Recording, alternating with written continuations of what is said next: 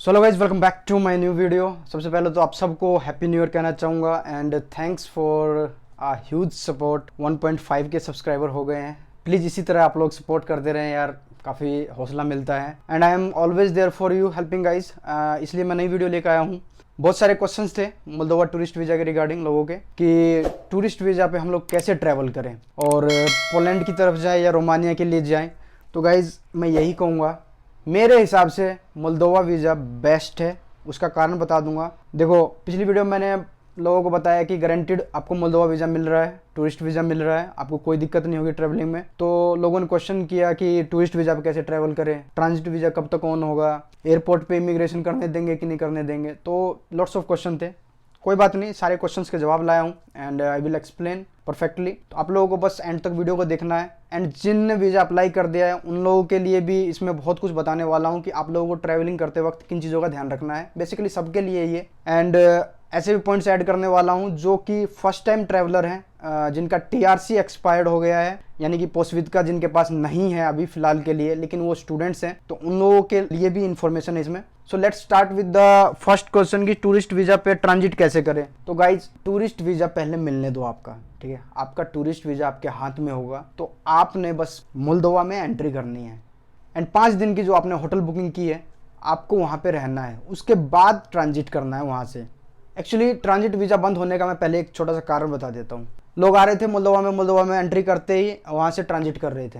फिर उन्होंने कुछ सिक्योरिटी कंसर्न दिखाया कि भाई मोल्दोवा में आ रहे हैं लोग, ट्रांजिट कर जा रहे हैं अगले दिन, एंड इससे उसका मतलब इतना फ़ायदा नहीं हो रहा था। बेसिकली ये सारा जो गेम है जीडीपी का खेल है।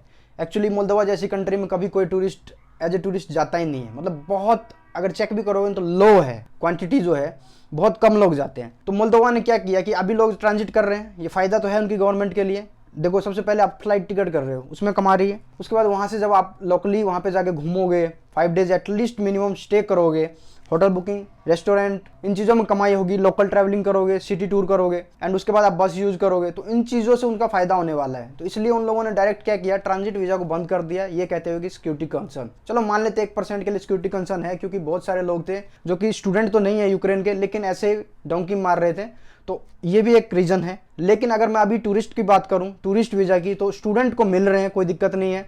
टूरिस्ट वीज़ा सबको मिलता है, ऐसी कोई बात नहीं है, कोई स्टूडेंट नहीं है तो नहीं भी। लेकिन आपको ओरिजिनल डॉक्यूमेंट शो करने पड़ेंगे, है ना। बहुत सारे लोग ऐसे हैं कि टूरिस्ट वीज़ा के नाम पे है ना डमी टिकट्स लगा रहे हैं। देखो गाइज, आप जो भी काम करो ओरिजिनली करो, सारे डॉक्यूमेंट सही से लगाओ, वीज़ा आएगा, ठीक है।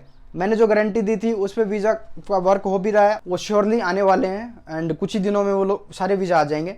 तो बेसिकली अभी मैं बताने वाला हूँ कि किन लोगों को टूरिस्ट वीज़ा के लिए जाना चाहिए। जो यूक्रेन के स्टूडेंट हैं वो लोग टूरिस्ट वीज़ा अप्लाई कर सकते हैं। मैं नीडेड डॉक्यूमेंट्स बता देता हूँ 4 कैटेगरी में। सबसे पहला आपका passport, second thing your bank statement compulsory है, and third is your PAN card. Guys, ये 3 डॉक्यूमेंट्स तो चाहिए आपको। फोर्थ जो कैटेगरी है वो travelling documents, all the flight tickets, hotel booking, ये रखना है आपको। तो पैन कार्ड क्यों बता रहा हूँ, ये वेरिफिकेशन में यूज होता है आपके। बैंक स्टेटमेंट इसलिए चाहिए क्योंकि आप टूरिस्ट एज ए टूरिस्ट जा रहे हो ना वहाँ पे।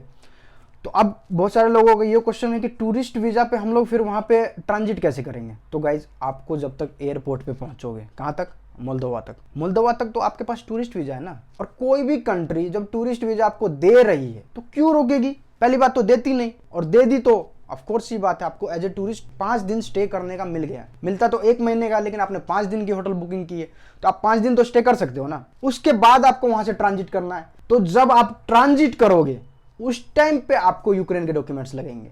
यूक्रेन के डॉक्यूमेंट्स, सबसे बड़ी आइडेंटिटी पोस्टविद का, और उसके बाद आपका कंसर्न लेटर, यूनिवर्सिटी से सपोर्टिंग लेटर जितनों के पास है या इनविटेशन लेटर है वो रख लो। ये सब आपको मोल्दोवा एयरपोर्ट पे नहीं दिखाना है, इन सब का कोई मतलब नहीं बनता। आपके पास टूरिस्ट वीजा है मोल्दोवा में, इजीली आप जाओ, एंट्री करो, रुको 5 दिन। उसके बाद जब आपने बॉर्डर क्रॉसिंग करना है तब आपने यूक्रेन के डॉक्यूमेंट्स दिखाने। तो ये सबसे पहला कंसर्न है। जो लोग ये क्वेश्चन करते रहते हैं कि टूरिस्ट वीजा पे ट्रांजिट कैसे करें। अब बात करता हूं कि ट्रांजिट वीजा कब तक ओपन होगा। तो ट्रांजिट वीजा गाइस, सच बताऊं तो कोई चांस नहीं है फिलहाल के लिए, मे बी 1-2 महीने तो कोई चांस ही नहीं है। अब हम लोग बात करते हैं एज की। तो जो देखो स्टूडेंट होता है, ऑब्वियस सी बात है, उसकी एज कितनी होने वाली है, जनरली 20 से 25, है ना, इसके बीच में होंगे स्टूडेंट। लेकिन जो डोंकी मारने वाले उनकी एज कितनी होती है, 35 से अबव, 30 से अबव। तो उस टाइम पे जिनको एज ए टूरिस्ट जाना मोल्दोवा में, उनके लिए एक ही रास्ता है, जो 30 से अबव है, उनके पास एम्प्लॉयमेंट प्रूफ होना चाहिए। उनकी कंपनी जिसमें या जिसमें काम कर रहे हैं वहाँ से एक लेटर जनरेट करवाओ कि मेरे को एज ए टूरिस्ट जाना है, इतने दिन का वेकेशन है, मेरी कंपनी सपोर्ट कर रही है। उनका ही सिर्फ पॉसिबल है मोल्दोवा में एज ए टूरिस्ट जाना, क्योंकि आप टूरिस्ट किसी भी कंट्री में जा सकते हो, आपके पास सारे डॉक्यूमेंट्स होने चाहिए। बस अगेन बोलूँगा, जिनको एज ए टूरिस्ट जाना है, सिर्फ और सिर्फ टूरिस्ट के लिए, उनके पास कंपनी का लेटर होना चाहिए, पैन कार्ड होना चाहिए, बैंक स्टेटमेंट होना चाहिए एंड पासपोर्ट होना चाहिए। बाकी सारी बुकिंग्स होनी चाहिए, होटल बुकिंग वही सेम डॉक्यूमेंट्स है, बस आपके पास कंपनी का लेटर होना चाहिए। जिनकी एज 30 से अबव है और वो यूक्रेन में स्टूडेंट नहीं है, मैं उनकी बात कर रहा हूँ। तो अब बात करते हैं पोस्वित्का की।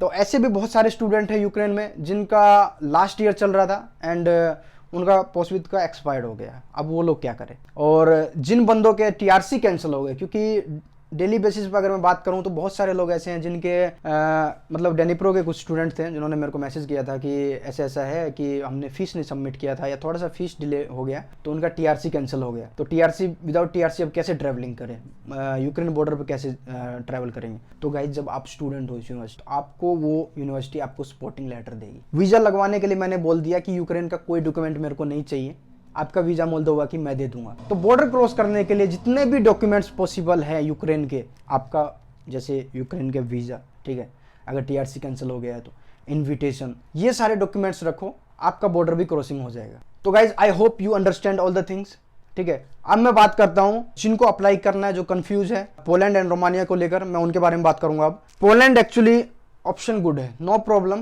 पोलैंड वीज़ा दे रहा है, ट्रांजिट वीज़ा दे रहा है, बहुतों का कैंसिल भी हो रहा है, वो सब में होता है। मोल्दोवा में भी, मोल्दोवा वाले वीज़ा के केस में भी बहुत सारे बंदों का हुआ है। लेकिन अभी जिस मोड में मैं अप्लाई कर रहा हूँ उसमें सक्सेस पूरा एकदम कंप्लीट है, कोई दिक्कत नहीं है, वीज़ा आपका लगेगा। लेकिन पोलैंड में ये है कि आपको वीएफएस ऑफिस के लिए जाना पड़ेगा पोलैंड वीज़ा के लिए।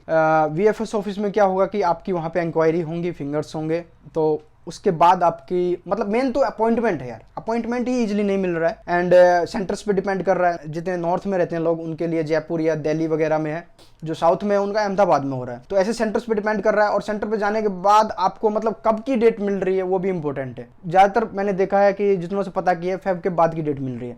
तो guys, if you can wait till February, उसके बाद ही आपका वीज़ा लगेगा, कोई दिक्कत नहीं, आप आराम से आओ, आपकी श्योरिटी रहेगी।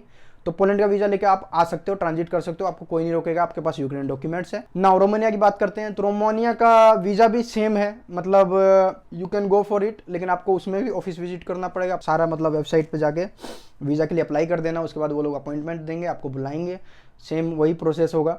लेकिन मैं एक चीज़ बता रहा हूँ कि रोमानिया का वीज़ा मिलने के बाद आप जब ट्रैवल करोगे बुचारेस्ट से यूक्रेन के किसी भी स्टेट में, तो आपको मोल्दोवा के थ्रू ही आना पड़ेगा, क्योंकि उसका पहला स्टॉप जो है वो चिशनू में ही है। And you know guys, again आपका सफ़र कितना लंबा होने वाला है, एंड बस टिकट मिनिमम 70 से $100 के बीच में है, मतलब रोमानिया से अगर आपको यूक्रेन ट्रैवल करना है। तो देखो, आपका टेंशन ये भी है कि मोल्दोवा फिर से जाओगे तो मोल्दोवा में कहीं वीज़ा ना मांग ले, एंड सेकंड थिंग प्राइस भी हाई हो गया है।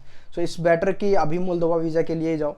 एंड थर्ड थिंग ये कहना चाहूँगा कि आप थोड़ा सा भरोसा रखो, ठीक है, कोई दिक्कत नहीं है, वीज़ा आ जाएगा। थोड़ा सा वेट तो करना पड़ता है यार, बहुत सारे लोगों को कंसर्न है कि वीज़ा आएगा कि नहीं आएगा। अरे यार देखो, और जगह भी तो हाथ पर चला रहे हो ना, तो कोशिश करके देख लो एक बार, क्या दिक्कत है, ट्रस्ट करो, हो जाए तो ठीक है। थोड़ा सा बिलीव करना पड़ता है, मोमेंट के साथ चलना पड़ता है, क्या करें, मजबूरी है अभी। अगर मजबूरी नहीं होती तो इतनी दिक्कत होती ही नहीं है ना। तो आप लोग थोड़ा सा सोचो इस चीज़ को, एंड यही कहूँगा कि आप लोग थोड़ा सा तो एट द एंड मैं यही कहना चाहूँगा यार गाइज, कोई चीज़ के लिए फोर्स भी नहीं है, आपको क्या ज़रूरत है उसके हिसाब से चलो। अगर वीज़ा चाहिए तो ज़रूर कॉन्टैक्ट करो, एंड लिस्ट ऑफ डॉक्यूमेंट्स, अपना कॉन्टैक्ट नंबर हर वीडियो में डाल देता हूँ, सेम एज इस वीडियो में भी है, आप लोग कॉन्टैक्ट कर सकते हो।